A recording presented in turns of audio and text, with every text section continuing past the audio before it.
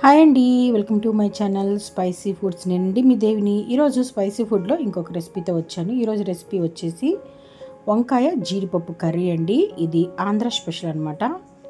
ఫంక్షన్లో ఏ ఫంక్షన్లో అయినా సరే ఈ కర్రీ అనేది కంపల్సరీ పెడతారండి. చాలా అంటే చాలా బాగుంటుంది అనమాట. ఇంకా ఆలస్యం చేయకుండా ఈ వీడియో పూర్తిగా చూడండి. ముందుగా నేను వంకాయ జీడిపప్పు కర్రీ కోసం ఒక మట్టి పాత్ర పెట్టుకున్నాను స్టవ్ మీద. అలాగే తగినంత నూనె వేసుకున్నానండి. నూనె కాగిన తర్వాత ఆవాలు, మినపప్పు, జీలకర్ర అవి కొద్దిగా వేగుతున్నప్పుడు కొంచెం కరివేపాకు కూడా వేసుకుంటున్నాను. ఈ కర్రీ చాలా అంటే చాలా బాగుంటుందండి. ఒక్కసారి మీరు కూడా ట్రై చేయండి.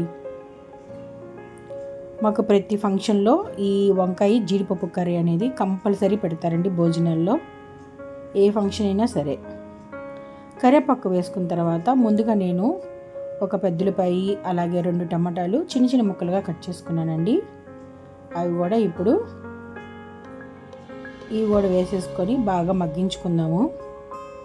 ఈ టమాటా ఉల్లిపాయ కూడా బాగా నూనెలో మగ్గాలండి.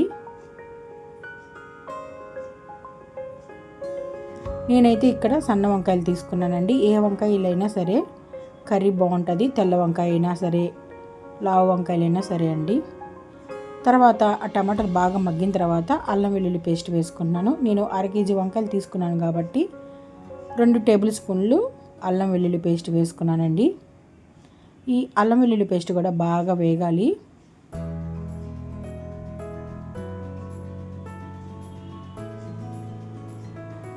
వేగిన తర్వాత సన్నగా కట్ చేసి పెట్టుకున్న వంకాయలు కూడా వేసుకుంటున్నాను.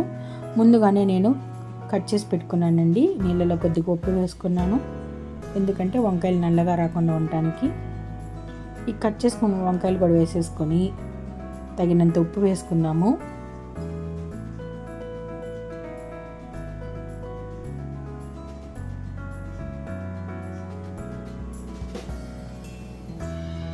ఇప్పుడు తగినంత ఉప్పు వేసుకుంటున్నానండి. ఆ తర్వాత కొద్దిగా పసుపు,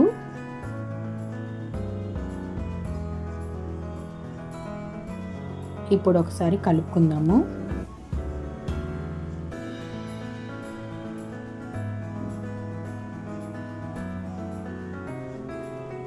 ఇలా కలుపుకొని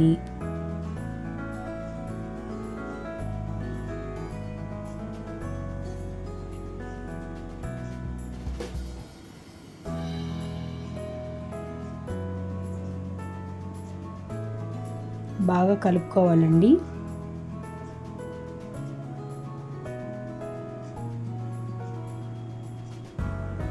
ఇలా కలుపుకొని మూత పెట్టి ఉడికించుకుందాము. ఇప్పుడు మూత తీసి కొద్దిగా వంకాయలు మగ్గినాయండి. ఇప్పుడు ఒక్కసారి కలుపుకొని దీనిలోకి తగినంత కారం,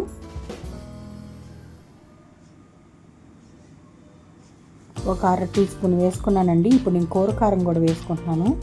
ఈ కర్రీలోకి కూర కారం అయితే చాలా అంటే చాలా బాగుంటుంది. కూర కారం 1 టేబుల్ స్పూన్ వేసుకున్నానండి.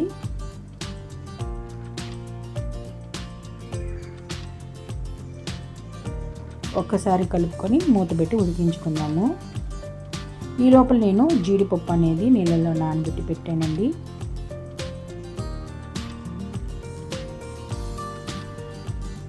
మనం కూర వండుకుందామనే ముందు ఒక అరగంట ముందు నేను జీడిపప్పు అనేది నానబెట్టాను అనమాట. ఆ జీడిపప్పు కూడా ఇప్పుడు నేను ఈ వంకాయలో వేసేసుకుంటున్నానండి. నానబెట్టి వేసుకోనండి, చాలా అంటే చాలా బాగుంటుంది ఈ జీడిపప్పు వంకాయ కర్రీ అనేది. ఒక్కసారి మీరు కూడా ట్రై చేయండి, మీకు నచ్చుతుంది. ఈ జీడిపప్పు కూడా నానబెట్టాను కదా, ఇవి కూడా ఒకసారి కలిపేసుకొని మూత పెట్టి కాసేపు ఉడికించుకుందామండి. జీడిపప్పు కూడా బాగా ఉడకాలి కదా.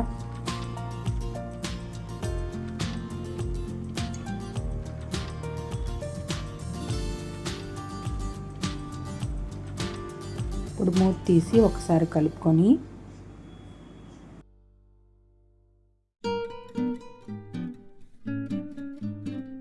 ఇప్పుడు ధనియాల పొడి వేసుకుందాము.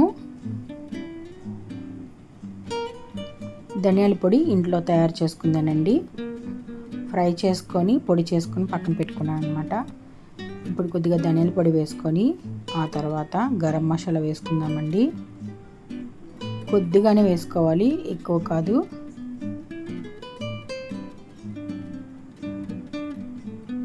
ధనియాలు అలాగే గరం మసాలా కూడా వేసుకున్నాం కదండి. ఒక్కసారి కలుపుకొని కొద్దిగా వాటర్ పోసుకొని ఉడికించుకుందాము.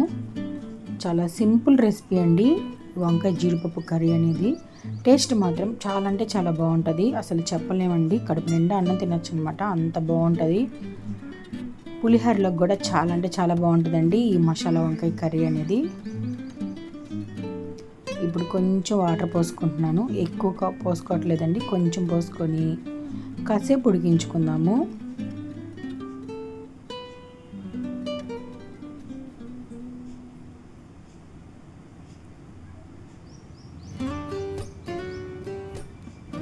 కర్రీ అయితే రెడీ అయిపోయిందండి, వంకాయ జీడిపప్పు కర్రీ అనేది. ఇప్పుడు సన్నగా కట్ చేసి పెట్టుకున్న కొత్తిమీర కూడా వేసేసుకొని మనం సర్వ్ చేసుకోవటమే. ఇప్పుడు సన్నగా కట్ చేసి పెట్టుకున్న పచ్చిమిరపకాయలు కూడా వేసుకుంటున్నానండి. ముందుగా వేసుకుంటే అంత టేస్ట్ అనిపించదు, ఇప్పుడు కూర అయిపోయేటప్పుడు ఇలా వేసుకోవడం వల్ల మంచి టేస్ట్ అనేది ఉంటుందండి. సన్నగా కట్ చేసి పెట్టుకున్న కొత్తిమీర కూడా వేసుకుంటున్నాను. కూర అయితే రెడీ అయిపోయిందండి, ఇంకా తింటమే ఆలస్యం అనమాట. వేడి వేడి అన్నంలో ఈ వంకాయ జీడిపప్పు కర్రీ వేసుకొని తింటా ఉంటే అసలు ఉంటుందండి, మాటల్లో చెప్పలేమన్నమాట. అంత అన్నం తినచ్చు అనమాట, తినే కొద్దీ తినాలనిపిస్తుందండి, అంత బాగుంటుంది అసలు కర్రీ మాత్రం వంకాయ జీడిపప్పు కర్రీ అనేది. మీకు కనుక నా వీడియో నచ్చినట్టయితే లైక్ చేయండి, షేర్ చేయండి. ఇంకో మంచి వంటతో మీ ముందుకు వస్తుంది మీ దేవి.